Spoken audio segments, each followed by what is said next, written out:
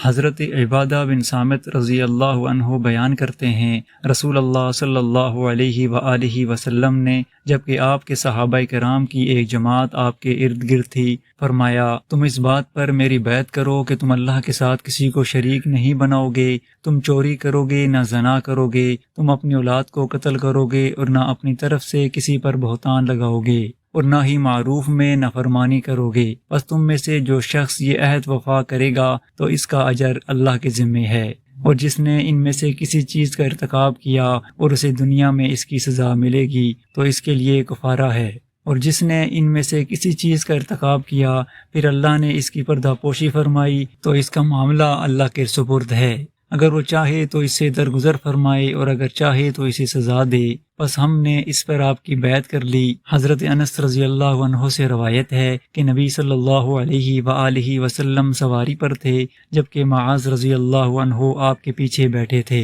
آپ صلی اللہ علیہ وآلہ وسلم نے فرمایا، اللہ کے رسول سعادت مندی کے ساتھ حاضر ہوں۔ آپ نے فرمایا، معاذ؟ انہوں نے عرض کیا، اللہ کے رسول سعادت مندی کے ساتھ حاضر ہوں۔ آپ نے پھر فرمایا، معاذ؟ انہوں نے عرض کیا، اللہ کے رسول سعادت مندی کے ساتھ حاضر ہوں۔ 3 مرتبہ ایسا ہی ہوا، پھر آپ صلی اللہ علیہ وآلہ وسلم نے فرمایا، جو شخص صدق دل سے یہ گواہی دیتا ہو کہ اللہ کے سوا کوئی معبود نہیں اور یہ کہ محمد صلی اللہ علیہ وآلہ وسلم اللہ کے رسول ہیں، تو اللہ اس پر جہنم کی آگ حرام کر دیتا ہے۔ انہوں نے عرض کیا، اللہ کے رسول کیا میں اس کے متعلق لوگوں کو نہ بتا دوں تاکہ وہ خوش ہو جائیں؟ آپ صلی اللہ علیہ وآلہ وسلم نے فرمایا، تب تو وہ توکل کر لیں گے۔ پھر معاذ رضی اللہ عنہ نے گناہ سے بچنے کے لیے اپنی موت کے قریب اس کے متعلق بتایا۔ حضرت عبادہ بن صامت رضی اللہ عنہ بیان کرتے ہیں، رسول اللہ صلی اللہ علیہ وآلہ وسلم نے فرمایا، جو شخص یہ گواہی دے کہ اللہ کے سوا کوئی معبود نہیں،